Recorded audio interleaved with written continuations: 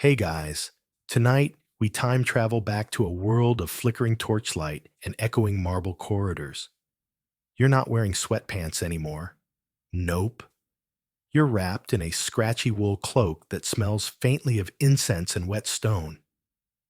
You're standing in the heart of Constantinople, the beating center of the Byzantine Empire, where one wrong word can send you to exile or elevate you to glory. And there she is, Theodora. You blink, because she's not quite what you expected. Her expression? Cool, calculating. Her clothes? Silks and deep purples and golds that shimmer like molten wine. She's perched beside Emperor Justinian on a jewel-studded throne, but it's obvious she's not merely ornamental. You feel it instantly. She's in charge, whether the marble-faced senators want to admit it or not. So, before you get comfortable, take a moment to like the video and subscribe, but only if you genuinely enjoy what I do here. And hey, post your location and the time you're listening. It's always fun knowing where and when we're drifting off together. Now dim the lights, maybe turn on a fan for that soft background hum, and let's ease into tonight's journey together. You're at the Hippodrome now, swept up in a sea of shouting men and whirling banners. Blue and green factions brawl in the stands, hurling curses and bricks. It smells like sweat, spiced meat, and barely contained revolt. Theodora stands at Justinian's side, eyes steady as the walls tremble.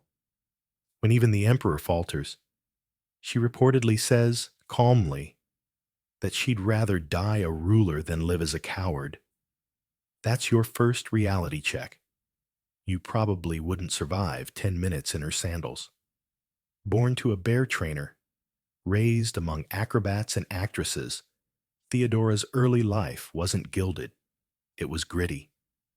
Accounts, some scandalous, some dubious, claim she performed risque stage acts that left little to the imagination. But don't get smug. This isn't some tabloid tale. Because what she did next, that's the part that makes historians lean back in awe.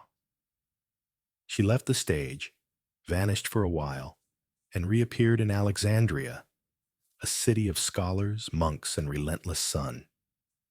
When she returned to Constantinople, she was no longer a performer. She was a philosopher's equal, a sharp-witted political partner. Justinian didn't just fall for her charm. He valued her intellect, and he changed the law just so he could marry her. Together, they were unstoppable.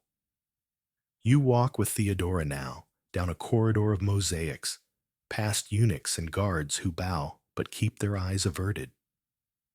She tells you, in that dry voice of hers, that women deserve more than pity or punishment. She rewrote laws to protect actresses from exploitation and granted women rights in divorce and property ownership. That's not just progressive for her time, that's centuries ahead. But there's a shadow here too. Historians still argue whether she wielded her influence with compassion or cruelty. She crushed rebellions without blinking, sent enemies into exile, and may have silenced dissent more effectively than her husband ever could. Some say she orchestrated the brutal crackdown after the Nika riots, where tens of thousands were slaughtered in a single day. She didn't blink. Now you're in a dark basilica. Smoke curls toward a mosaic ceiling where Theodora's eyes stare down at you forever. And here's something fringe. Some whispered Theodora dabbled in hidden rites. Perhaps remnants of pre-Christian goddess worship. Perhaps just court gossip twisted into myth. You wonder briefly if the gold leaf halo in her portrait is ironic. She's gone now, long buried beneath stone. But her fingerprints remain, on laws, on lives, on how women in power are remembered. You lean against a pillar, thinking about the arc of her life, from circus to crown, from scandal to sainthood. Well, almost. Not bad for someone the senators once tried to dismiss as just an actress. And as the torchlight flickers lower, you feel it. That strange hush of being in the presence of someone who didn't just survive history, she bent it to her will. You're swaying in a saddle now, riding across the windswept fields of Aquitaine. The air smells like crushed lavender and distant thunder, and your thighs are already protesting the medieval lack of shock absorption. Ahead of you, Eleanor turns slightly in her saddle, hair braided beneath a jeweled circlet, eyes gleaming with something dangerously close to amusement. Eleanor of Aquitaine is not the kind of woman who waits for permission. She married kings, birthed future rulers, survived a civil war, launched a crusade, and rewrote the rules of what a queen could be, all without losing her sharp tongue or her love for poetry. You try to keep up, but she rides fast. That's kind of her thing. You're 17, technically. At least Eleanor was when she inherited the Duchy of Aquitaine. Overnight, she became one of the wealthiest, most powerful women in all of Europe. And what did she do with that power? Married the King of France. Not a bad opening move. But you're not headed to a fairy tale palace. You're going to the Holy Land, the Second Crusade, to be exact. Because Eleanor wasn't content to wave goodbye from a castle balcony. She strapped on armor and rode east with thousands of soldiers, much to the horror of church officials and scandal-loving scribes. One bishop called it an army of whores, which frankly says more about him than her. Now, you're passing through arid plains and shouting Frenchmen. Eleanor rides beside you, undaunted despite the gossip, the heat, and the countless ways this could all go terribly wrong. Her marriage to Louis VII is unraveling faster than a poorly tied hose, but she's not weeping. She's planning. Historians still argue whether Eleanor truly led troops into battle or simply played the figurehead. Some chronicles describe her commanding presence. Others reduce her to a decorative liability. The truth, as always, is probably somewhere in between. But one thing's certain. Nobody forgot she was there. Back in France, the royal marriage disintegrates faster than your crusty travel bread. Eleanor and Louis divorce, an act almost unheard of at the time, and just 8 weeks later, she's married again. This time to Henry Plantagenet, future King of England. That's right. In a plot twist that would make HBO blush, Eleanor becomes Queen of England and gives birth to not one, but 2 future kings, Richard the Lionheart and King John. You're sipping wine now in a stone courtyard, while troubadours strum lutes and sing verses likely written under Eleanor's patronage. She wasn't just royalty. She was the original hype woman for courtly love. She turned her court into a cultural hotspot where poets and thinkers gathered, spinning tales of noble romance, daring knights, and ladies fair. You lean in, amused. It's basically the first fan fiction circle. But make no mistake, Eleanor wasn't all sonnets and symbolism. When Henry began to overstep, Eleanor didn't shrink. She incited rebellion. Her own sons rose up against their father, and while the revolt failed, the audacity of it, impeccable. You're imagining Thanksgiving dinner with this family, and honestly, you'd rather face another crusade.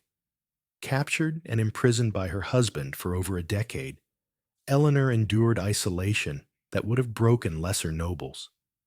You visit her now in her stone chamber, cold, silent, with only a narrow slit of light carving across the wall. And yet, there's still fire in her voice. She's writing letters, influencing decisions, keeping tabs on her grown children from behind locked doors. Eventually, When Henry dies, Eleanor reclaims her role, not just as queen mother, but as political operator extraordinaire. Now she's elderly, fingers knotted with time, but still moving with purpose. She arranges marriages, negotiates treaties, even rides across the Alps in winter to secure alliances. You're panting beside her in the snow, wondering what's in her travel kit. Spoiler, it's mostly willpower and extremely rich cloaks. And here's your quirky fringe moment. Legend says she once rode into battle in full armor, bare-chested to shame cowards into courage. Is it true? Maybe not. But the fact people believed it tells you everything about the power of her myth. Eleanor dies at age 82, ancient for the era, having lived more lives than most royal dynasties. She's buried at Fontevraud Abbey next to Henry and Richard. Her tomb effigy shows her reclining, book in hand, as if to say, "I'm not done yet." You sit by her side in the dim chapel, the stone cool beneath your fingers. You think about ambition, resilience, and what it means to be remembered not as someone's wife, but as someone who carved her own legend into the bones of Europe. You wake to smoke in the air, campfire smoke, wood smoke, something darker, too, charred banners, burnt flesh, and the heavy stink of war clinging to every gust of wind.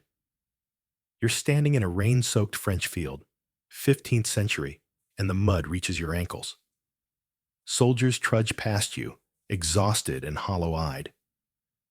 And right in front of you, a teenage girl in battered armor stares toward the enemy lines like she's listening to something no one else can hear. Joan. Not Joan the maid. Not yet Joan of Arc. Not even Saint Joan. Just a girl. Her hand rests on the hilt of a sword almost too big for her. Her other hand is clenched so tight around a banner that her knuckles are white. And you realize, uneasily, that everyone is looking to her, for salvation. Joan claims she's been hearing voices. Saints, she says. Saint Michael, Saint Catherine, Saint Margaret. They tell her to drive out the English and crown Charles VII as king. You glance around. Everyone's nodding solemnly, like this is normal Tuesday afternoon behavior. But inside, you're wondering if you've just joined a movement or a mass delusion. And here's your reality check. You probably wouldn't survive 5 minutes. In this camp, the lice are relentless. The food is hard enough to chip teeth. And the soldiers? They're not sure if Joan is a prophet or a witch. Maybe both. But Joan believes. That's the thing. She believes with a clarity that slices through cynicism like a blade. And somehow, that belief infects others. Within weeks, she's at the front of the army, riding with a banner instead of a weapon, shouting encouragement in a voice that somehow reaches every ear on the battlefield. You follow her through Orleans. The siege breaks. The city cheers. A teenage peasant girl in shining armor has just shifted the balance of the 100 Years' War. Historians still argue whether her leadership was military genius, divine inspiration, or just extraordinary morale. But the results? Unmistakable. She wins battles. She scares the English. She embarrasses the French court into action. But even now, in her moments of glory, there's something ominous trailing her. You see it in the way nobles whisper when her back is turned. You hear it in the guarded tones of bishops. Power loves a symbol, until that symbol grows inconvenient. You're standing beside her now in Reims Cathedral, watching Charles VII crowned as king, just as her voice is predicted. The incense is thick, the choir is echoing, and Joan, still filthy from campaign life, kneels as royalty celebrates. She doesn't bask in it. She looks tired, like she knows what comes next. captured, betrayed, sold to the English. Her trial is more theater than justice, a twisted drama staged by frightened men in robes. They accuse her of heresy, witchcraft, cross-dressing. You sit in the back of the courtroom, watching this child, barely 19, spar with bishops twice her age. Her responses are sharp, stubborn, even funny. Asked if she's in God's grace, she replies, "If I am not, may God put me there. If I am, may He keep me." Not bad for someone in shackles. You're a quirky tidbit. They obsessed over her clothes. She wore men's armor, they said, a tunic, hose, boots, unladylike, unnatural, unforgivable. Forget that she led armies and helped shift the course of European politics. It was the pants that really upset people. And then comes the fire. You're there too. Rouen, 1431. Joan stands on a wooden platform, chained, surrounded by flames. You want to look away, but she looks straight ahead, past the crowd, past the sky. Eyewitnesses said she never cried out. Some claim they saw a dove rise from the smoke. Centuries later, the church canonizes her. She becomes a saint. But that's not how she asked to be remembered. She wanted only to serve the voices, to obey. And still, historians debate. Was she delusional or divinely guided? A political puppet or a revolutionary? Did she really hear saints? Or was she just the right symbol at the right time? As you sit in the ashes, moonlight catching on scorched armor, you can't help but think it doesn't matter. Joan believed. She changed history with that belief, and she paid for it with everything. You close your eyes and listen. Maybe the wind is just wind. Or maybe, if you're quiet enough, you'll hear the whisper of saints too. You're in a cold stone chamber now, Oxford, 12th century, and your breath clouds in front of you. The scent of beeswax candles mixes with the musky odor of parchment, ink, and damp robes. A quill scratches softly across vellum in the distance. At first, you think you've entered a monastery, but then you see her, Hildegard, not cloaked in power like Theodora, not armored like Joan. Hildegard of Bingen wears a nun's habit, plain and unadorned. But make no mistake, this woman is a storm wrapped in silence. She doesn't rule kingdoms. She rules minds. You shuffle toward her desk, where scrolls are stacked like little towers and music manuscripts lie half open. She doesn't look up. She's busy transcribing a vision she just had about spinning spheres of light, divine fire, and a voice that tells her the secrets of the universe. No big deal. You blink. Another mystic? Kind of. But Hildegard is different. She's not just preaching dreams. She's documenting a cosmology, one that blends theology, science, medicine, and art. While most women of the era are silenced or sidelined, she's sending letters to popes, debating theology with bishops, and composing music that still echoes in cathedrals today. And you probably wouldn't survive a week in her abbey. The food is plain, the rules are strict, and those early morning chants, they're non-negotiable. Hildegard was born in 1098, the 10th child of minor nobility.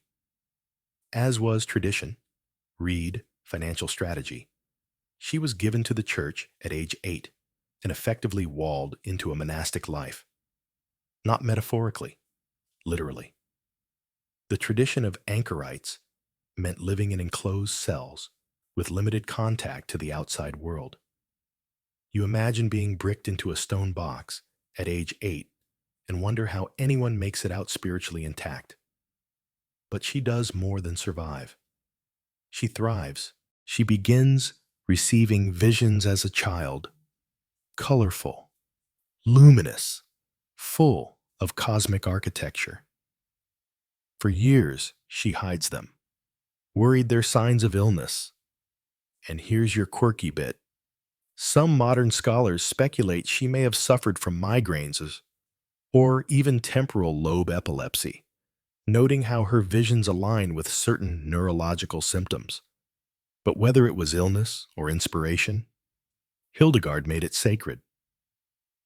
At 42, she finally begins writing them down, prompted by what she describes as a divine command. The resulting work, Sevias, becomes a sensation. Think of it as part theology textbook, part illustrated mind trip, part warning from heaven. And the church? Instead of silencing her, they endorse her. Now you're traveling with her, not through fields of war, but through cathedrals and cloisters. She lectures bishops. She advises emperors. She travels in her 60s, on foot, through mud and snow, to preach reform and unity at a time when women weren't supposed to preach anything. She also writes about medicine and natural science. Her work Physica describes healing properties of plants, stones, and animals. Sure, some of it feels more Hogwarts than Harvard, crushed emeralds to prevent stomach aches, but much of her herbal knowledge foreshadowed modern natural remedies. Historians still argue whether Hildegard was truly practicing proto-science or just spiritual metaphor. But either way, she wasn't afraid to cross the boundaries. You're sitting with her now beneath stained glass windows as the nuns sing Ordo Virtutum, one of the oldest known morality plays. She composed it entirely herself. Music, lyrics, characters. It's ethereal, echoing with angelic tones. And fun fact, it's the only medieval drama from that period written by a woman, with no devil character allowed to sing, only to scream. Poetic, right? But not everyone loved her. She had enemies, both in the church and in secular courts. Her criticisms could be sharp. She once refused to exhume the body of an excommunicated man buried on convent grounds, even after being threatened with sanctions. Her defiance got her barred from performing Mass for nearly a year. But she never apologized, never backed down. Now she's dying. Slowly, painfully, dictating letters between bouts of fever and blindness. You're holding a candle while she whispers her final instructions. And even here, as her world fades, her words are full of light. Her final vision describes a soul lifted into divine fire, merging with truth itself. You wonder if she's afraid. She isn't. When she's gone, her legacy fractures and reforms. Some call her a saint, others a charlatan. She won't be officially canonized for centuries, but her music, her visions, her courage, they never really disappear. You can still hear her chants on streaming platforms. You can still read her letters. And as you rest in her quiet cell, surrounded by vellum and wax, you realize Hildegard didn't just live outside the expectations of her time. She rewrote the expectations entirely. You're not in a castle now. You're in a tent. A military tent, to be specific, pitched on the dusty, sun-baked plains of 14th century Georgia. The canvas flaps in the dry wind, and you squint toward the horizon. Armored horsemen stretch in every direction. But this isn't the court of a king. This is the battlefield of Queen Tamar of Georgia. Yes, queen, but not in the decorative consort to the ruler sense. Tamar is the ruler, the real one, the first female monarch of Georgia, and she doesn't share the throne, not even with her husband, who, fun fact, She booted out after he got a little too drunk and a little too treasonous. Courtly drama? Oh, we're just getting started. She was crowned not once, but twice. First as co-ruler with her father, then and again, alone, after his death in 1184. And here's your quirky tidbit. She insisted on being crowned King of Kings, not Queen, because the Georgian language didn't have a word for a woman ruling in her own right. So, Tamar said, fine, I'll just be a king then. Bold move. You're brushing past silk curtains now, into her mobile war room. There are scrolls everywhere, military maps, royal decrees, poetry manuscripts. Because Tamar didn't just fight wars. She sponsored epic poems, funded monasteries, built cities. She was a cultural powerhouse with a war horse on speed dial. Outside, her army gathers. She doesn't command from the rear. She rides with them into battle against Turks, Persians, and rebellious nobles. One campaign after another, she wins. Georgia swells in power, stretching from the Black Sea to the Caspian, becoming a beacon of prosperity under her rule. Historians still argue whether she had actual battlefield command or delegated to her generals. But what they don't argue is this: her reign was Georgia's golden age. You follow her into the fortress city of Ani, now conquered, now liberated. Her banners flap from every tower. The streets are bursting with markets, spices, music, scribes. You see people from dozens of ethnic groups trading goods and stories. Tamar's realm isn't just military muscle. It's a cultural mosaic where scholars debate scripture beside merchants hawking pomegranates and falcons. And yet, back at court, there's no shortage of people waiting for her to fail. Nobles grumble about her gender. Her ex-husband tries to mount a comeback, with foreign troops no less. Bad idea. Tamar's loyal armies crush him so soundly he flees with his life and not much else. You sit with her later in the gardens of the Gelati Monastery. The scent of wild thyme and myrtle wafts around you. She listens to an orator recite The Knight in the Panther's Skin, a romantic epic she personally endorsed. She closes her eyes, not with weariness, but with the calm of a ruler who knows her legacy is already sealed. And what a legacy! Georgia, under Tamar, becomes a beacon of literacy, justice, and tolerance. Christians, Muslims, and Jews all live under her law. Her administration appoints women to high positions. Her treasury bulges with gold. She builds churches that seem to defy gravity, their domes gleaming in the sun like celestial mirrors. But death comes, as it always does. You're beside her bed now. No dramatic poisoning, no political assassination. Just age and weariness, and the kind of peaceful dusk that few medieval rulers ever get to experience. She's calm. She murmurs scripture. She blesses her children. And when she dies in 1213, the mourning echoes from the Caucasus to the Caspian.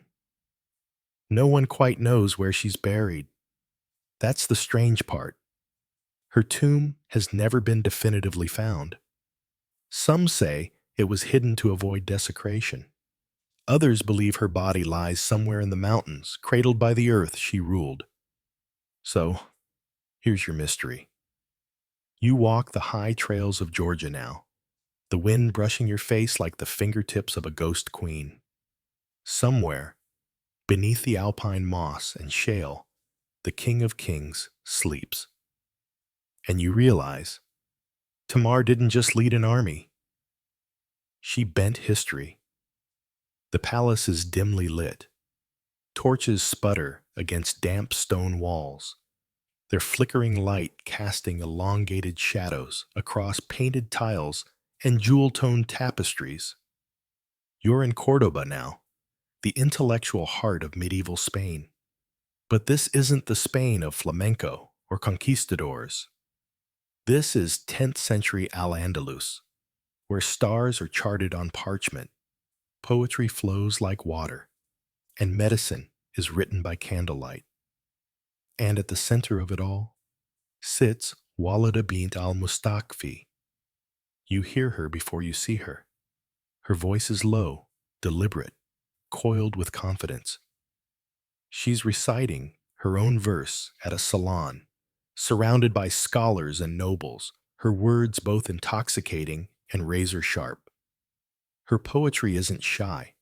It speaks of love, of autonomy, of lust, of wit. You quickly realize this woman is not here to be agreeable. She's here to burn the air with her brilliance. Walidita is the daughter of a caliph. Yes, technically royalty. But she's not cloistered away in a harem or married off for political gain. Nope. She chooses another path. One where she never marries, refuses to be silenced, and literally embroiders her poetry into her clothing. True story. Her gown was said to bear the embroidered line, "I am made for greatness, and I walk proudly." You want quirky? That's the medieval mic drop. You find yourself in her majlis, her private salon, where artists and philosophers trade versus the way soldiers trade blows. She allows no hierarchy here. Only intellect and presence matter. She speaks with men as equals, often bettering them in debate. She's known not just for her looks, but for her rhetorical bite.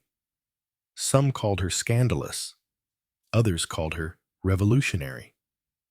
Walida, she just called herself free.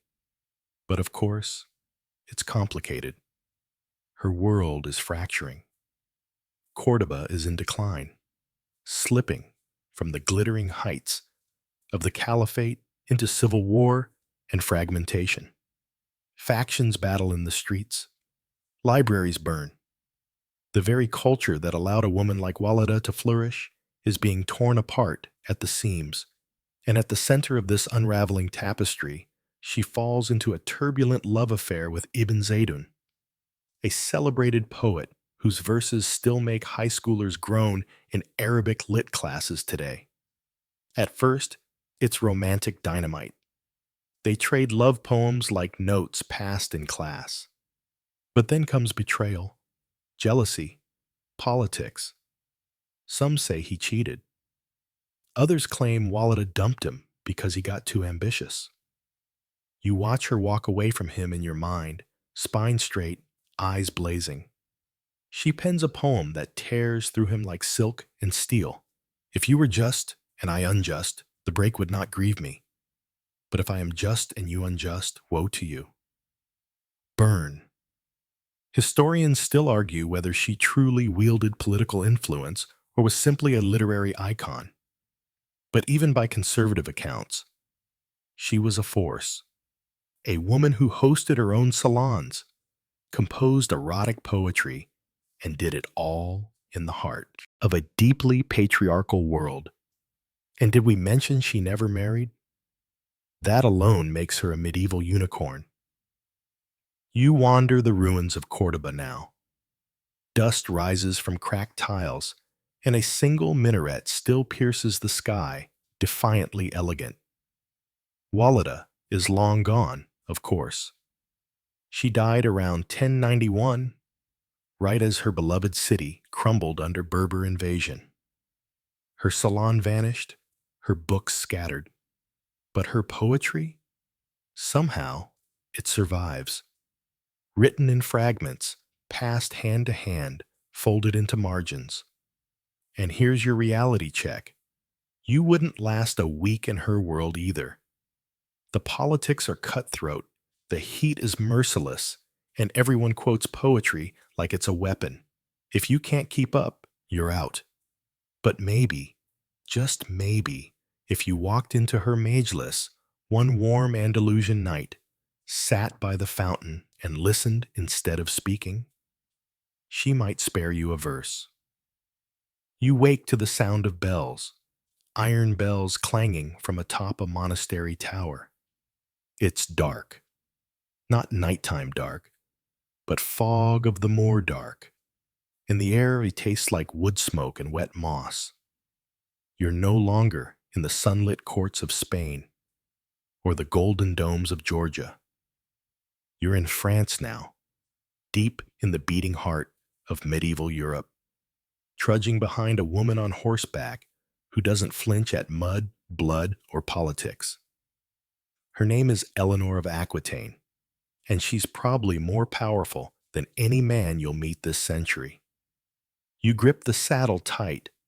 She rides fast, always ahead, her cloak flapping like a banner of war and wit. Daughter of a duke, heiress to one of the largest and richest territories in Europe. Eleanor isn't just royal, she's dynastic dynamite. At 15, she inherits Aquitaine. At 19, she marries the King of France. And later, she ditches him and marries the future King of England. Yeah, she upgrades. That's not even the shocking part. Most medieval women were treated like walking dowries. But Eleanor, she turns politics into performance art. While married to King Louis VII of France, she convinces him to take her on the Second Crusade. You wouldn't survive a day in those conditions. Scorching sun, dysentery, and knights squabbling over who forgot the wine. Eleanor leads her own troops. Some sources claim she rode in armor, like an Amazon queen. Others say that's poetic exaggeration. Historians still argue whether her influence on the crusade was symbolic or strategic. But either way, she wasn't sitting quietly at home sewing flags. Spoiler: the crusade is a disaster. She and Louis grow distant, emotionally and geographically. Their marriage is annulled after 15 years, on the basis of consanguinity, which is fancy church speak for we're too closely related. Sure. 2 months later, she marries Henry of Anjou, soon to be Henry II of England. Just like that, Eleanor becomes queen. Queen again, and she's not even 30. You're standing now in the sprawling, drafty halls of an English castle. It smells like roasted meat, wet wool, and ambition. Eleanor holds court in her own chambers. That's right, her court. She patronizes poets and troubadours, especially those who tell stories of courtly love and chivalry. This isn't just fluff. She's curating a political aesthetic. One where loyalty is romanticized, honor is currency, and women, surprise, are the judges of male virtue. But her new husband? Let's say Henry isn't exactly the flowers and sonnets type. He's a volatile king with a temper like a storm. Their relationship becomes a political Cold War. She bears him 8 children, including Richard the Lionheart and the infamous King John. Yes, that King John of Robin Hood fame. The Plantagenet drama is Shakespearean before Shakespeare even exists. Eventually, Eleanor backs a rebellion against her husband, led by her own sons. Medieval family therapy must have been wild. You wouldn't survive this palace intrigue either. There's betrayal, poisonings, secret alliances. When the rebellion fails, Henry throws Eleanor in prison, house arrest technically, but still locked up, for 16 years. Let that sink in. You're trapped in a chilly castle, visited rarely, your legacy unraveling one cold season at a time. But Eleanor waits. And when Henry dies, she doesn't just return. She rises like a storm breaking over the English Channel. She becomes regent for her son, Richard the Lionheart, when he goes gallivanting off to the Third Crusade. She rides across Europe, securing his release when he's captured. She manages estates, arranges royal marriages, and even, in her 70s, undertakes a grueling journey across the Pyrenees to escort a princess bride to Richard's successor. You sit beside her one final time in Fontevraud Abbey, where she spends her last years. The walls echo with quiet chants. The air is heavy with wax and incense. She's dictating letters, advising nobles, writing checks. Eleanor never stops. She dies at age 82, ancient by medieval standards, and is buried beside both her husbands and her beloved son Richard. You realize something. Eleanor wasn't powerful, despite being a woman. She was powerful because she refused to be anything less than formidable. And as you fall asleep beside her stone effigy, carved with a book in her hands, you finally understand. Some queens command armies. But Eleanor? She commanded time. You're in the desert now. Dry wind stings your face, and the sun glares down like it's trying to melt history itself. You squint through the shimmering heat and spot the glint of steel, the flutter of banners, and the unmistakable silhouette of a woman on horseback, veil trailing behind her like a comet's tail. This is Shajar al-Dur, and if you thought medieval power was only for queens and duchesses in the West, think again. You're in 13th century Egypt, and things are tense. The Ayyubid dynasty is cracking at the seams.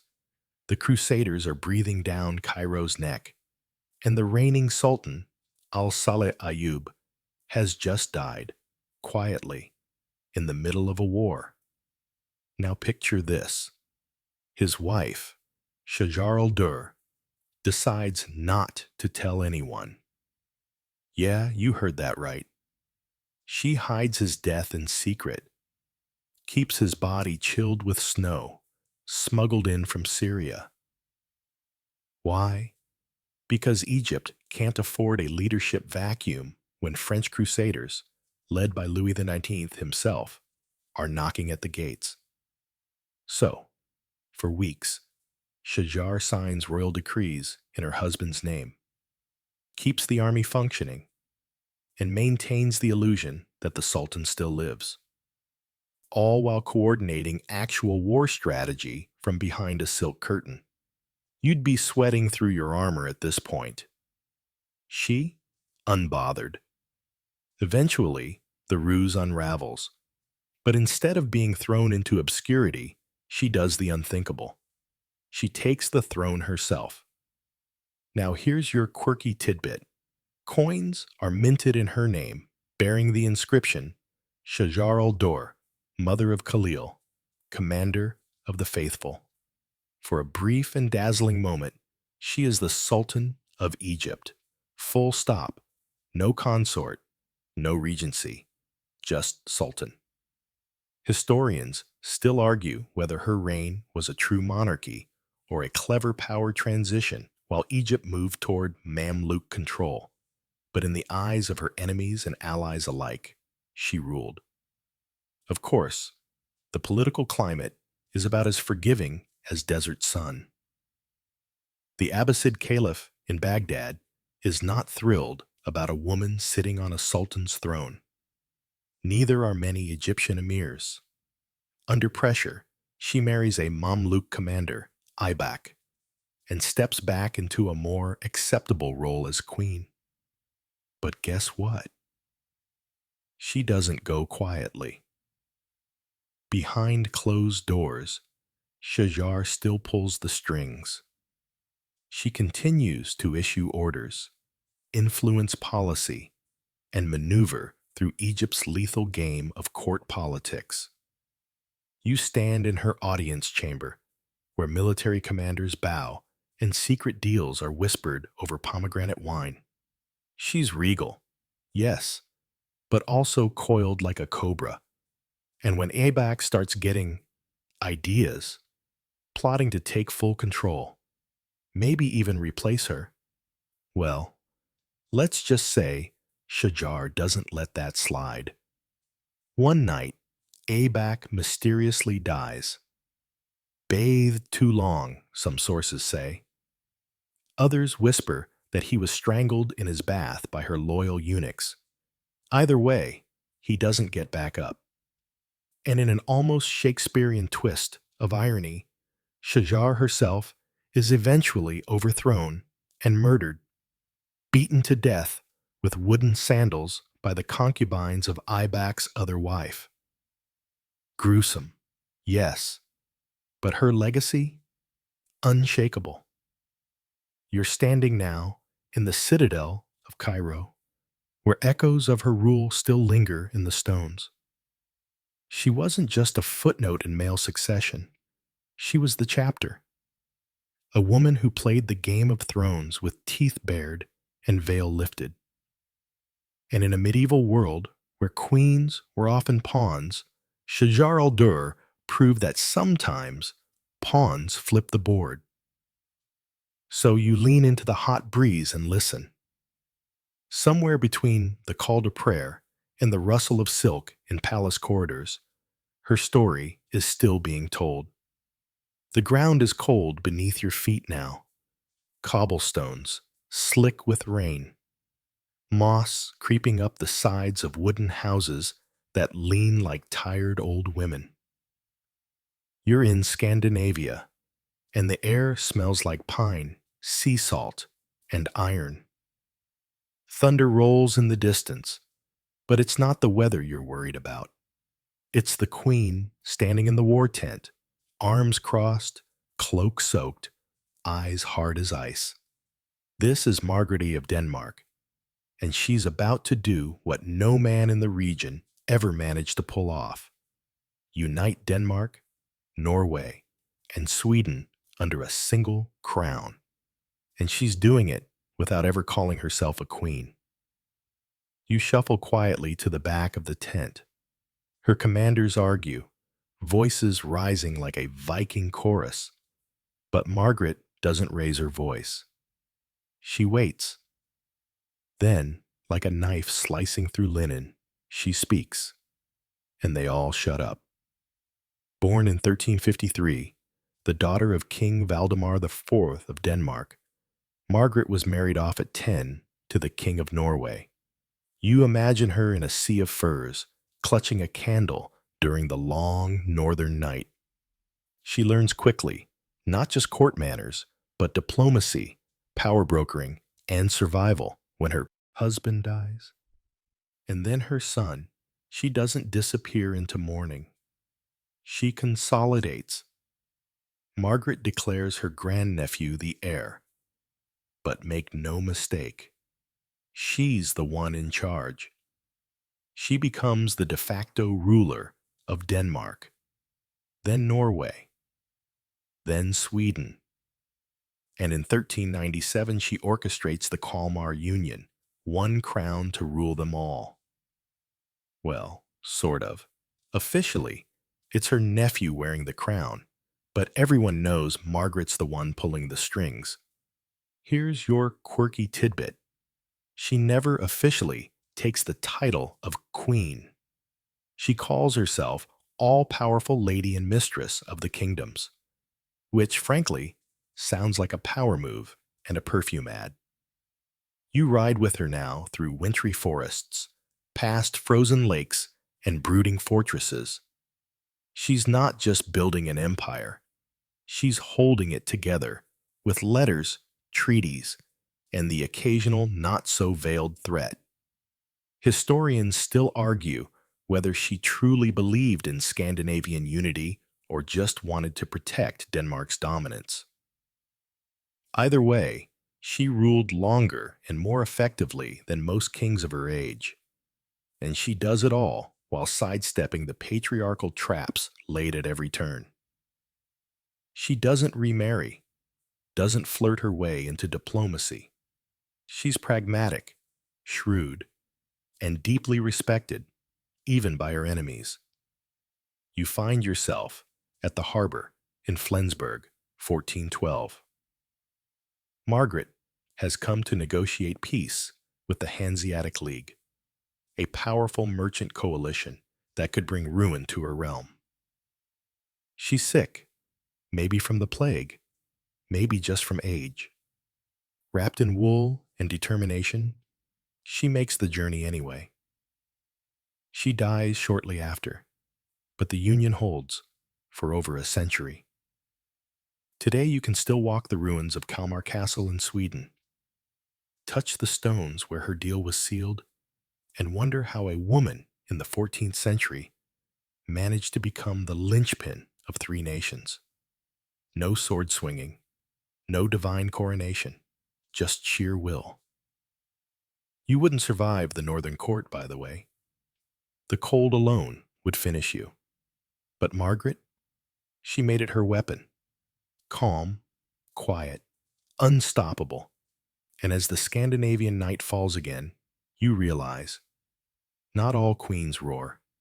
Some simply outlast. You're high above the mountains now, where the air is thin, the monasteries cling to cliffs like bird nests, and politics unfold as slowly and deliberately as a prayer. You pull your cloak tight. There's incense in the air, and a woman is seated in the shadows of a stone hall, robes pooling at her feet like spilled ink. She is Tamar of Georgia, and she is not to be underestimated. You're in the 12th century, in a kingdom tucked between mighty empires, the Byzantine to the west, the Seljuks to the south, and the Mongols looming just over the horizon. Georgia is supposed to be a buffer, a backwater, a pawn. But Tamar, she turns it into a golden empire. No exaggeration. Historians literally call it Georgia's Golden Age. Tamar was crowned co-ruler by her father, King George III, during his lifetime. But when he dies, the male nobles start sharpening their daggers and their tongues. A woman ruling alone? Scandalous. They try to hem her in with a noble counsel and demand she remarry quickly, thinking a husband will make her pliable. Spoiler, it does not. She marries a Russian prince, Yuri. He's handsome, sure, but also arrogant, violent, and deeply unpopular. Tamar doesn't waste time. She divorces him, publicly, in front of the nobles. Now, here's your quirky tidbit. Legend says she kicked him out of the palace with a formal letter and a box of oranges. Citrus shade, medieval style. After Yuri tries to mount a comeback twice, Tamar defeats him both times. After that, she's fully in charge and makes sure nobody forgets it. You ride beside her now along the Silk Road routes, through fortresses and caravanserais, watching as she expands her influence across Armenia, Azerbaijan, and beyond. She sponsors churches, schools, poets, and epic war campaigns, all while maintaining a court that's described as both devout and dazzling. And here's the kicker. Her armies win, repeatedly. Under her, Georgia becomes a powerhouse in the Caucasus. Her general, Zachariah Makar-Grudzily, try saying that 3 times fast, helps push Muslim invaders out of key territories. Christian, Muslim, Jewish, and pagan subjects all serve her realm.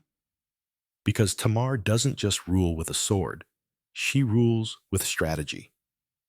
Historians still argue whether Tamar ruled more like a Byzantine empress or a Persian Shahanshah. The truth is, she was both and neither.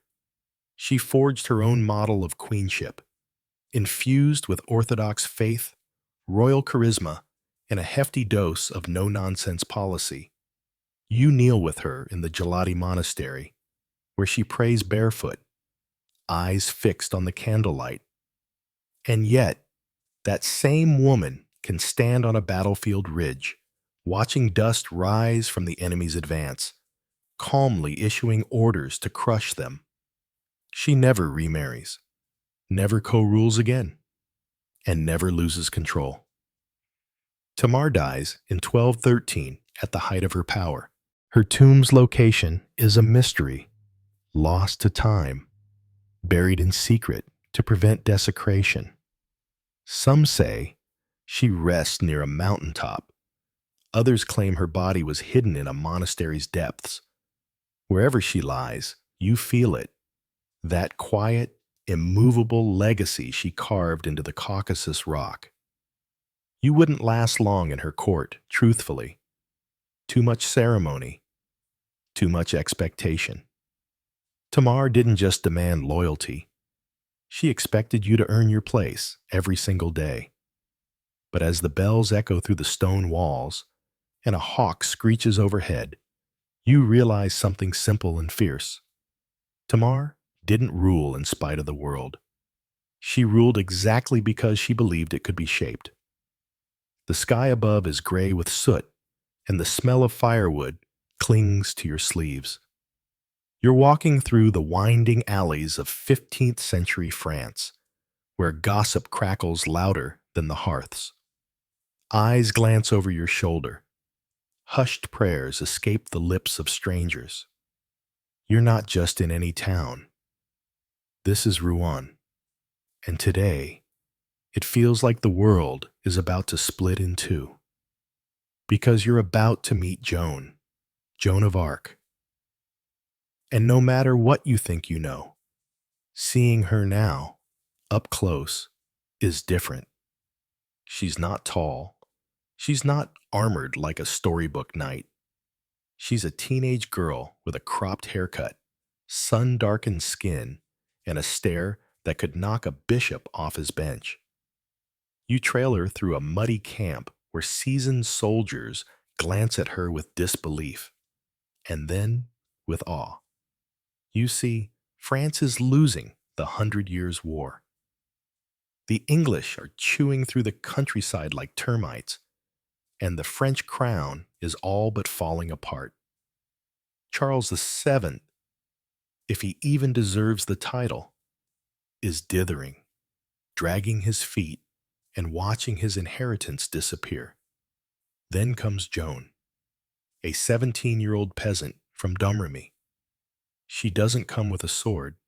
She comes with visions. Archangel Michael, Saint Catherine, Saint Margaret. They tell her she has a divine mission. Save France. Restore the Dauphin. Drive out the English. You would have laughed too had you been there. But the thing is, she does it. Here's your quirky tidbit.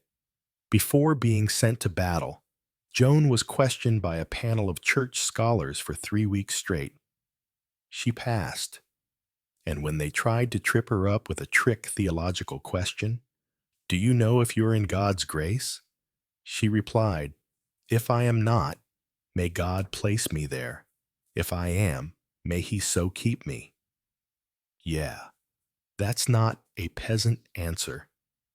That's a mic drop in Latin. She rides into Orleans wearing white armor, carrying a banner instead of a blade, and turns the tide. You see her standing on siege ladders, rallying the troops while arrows sing past her head. The soldiers believe in her. The people do too. And even the cynical nobles start whispering, maybe she really is sent by God. She's there when Charles is finally crowned king in Reims, and she stands beside him like an iron shadow, gaze never wavering. But court politics don't like miracles. And once Charles gets his crown, Joan becomes inconvenient, captured in battle, sold to the English, put on trial for heresy. Historians still argue whether Charles could have saved her and why he didn't. You sit in the cold courtroom now as English clerics bark questions. She's exhausted, filthy, shackled, and still she defends herself like a lawyer, a theologian, a warrior all in one. They accuse her of cross-dressing, of false visions, of sorcery. She never breaks, and yet, at the end, threatened with torture and burned with fear, not flame, she signs a confession. But days later, she retracts it, says she was wrong to deny what she'd seen. And so, they burn her alive in the market square. The quirky part? She asked to hold a cross as she died, and a sympathetic soldier made one out of 2 sticks and handed it to her, weeping. You smell the smoke, hear the silence afterward. Her ashes are dumped in the river so no relics remain. But try as they might, they couldn't erase her. 25 years later, the church overturns the verdict. 5 centuries after that, she's made a saint.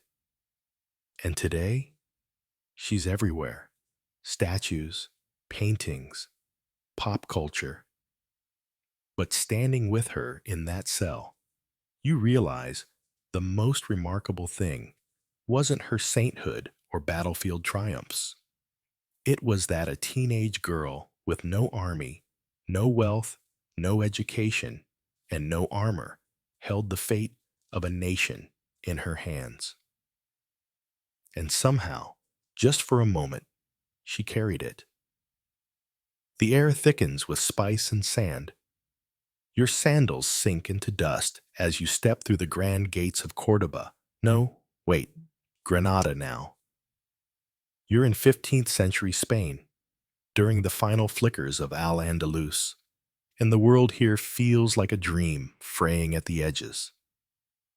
Minarets rise against a bleeding orange sky. Fountains burble in shaded courtyards. Somewhere in the Alhambra Palace, silk rustles and gold glints behind lattice screens. And in that palace walks Aixa al-Hora, a name you probably haven't heard. But her fingerprints are pressed into the walls of history, right next to the last breath of Muslim rule in Spain. Aixa, sometimes called Aisha, was the mother of Muhammad XII. You might know him by his Spanish name, Boabdil, the last Sultan of Granada. But this isn't his story. This is hers. You see her first in whispered corners of the court. Unlike many royal women, Aixa doesn't hide behind curtains. She's educated, strategic, and dangerously persuasive. When her husband, the Sultan, is overthrown, she doesn't flee. She aligns herself with a rival faction. Her goal? Get her son on the throne. And she does. The palace twists with intrigue, like a snake coiling tighter every day. You walk past eunuchs bearing messages, scribes racing through corridors, and soldiers trying to figure out which prince to serve. Through all this, Aixa is the constant, whispering into her son's ear, making alliances, guarding their dynasty's last gasp. Here's your quirky tidbit. When Boabdil surrendered Granada in 1492, yes, the same year Columbus sailed west, Aixa gave him zero sympathy. As they left the city, Boabdil looked back and wept. Aixa reportedly snapped, "Do not weep like a woman for what you could not defend like a man." Yeah.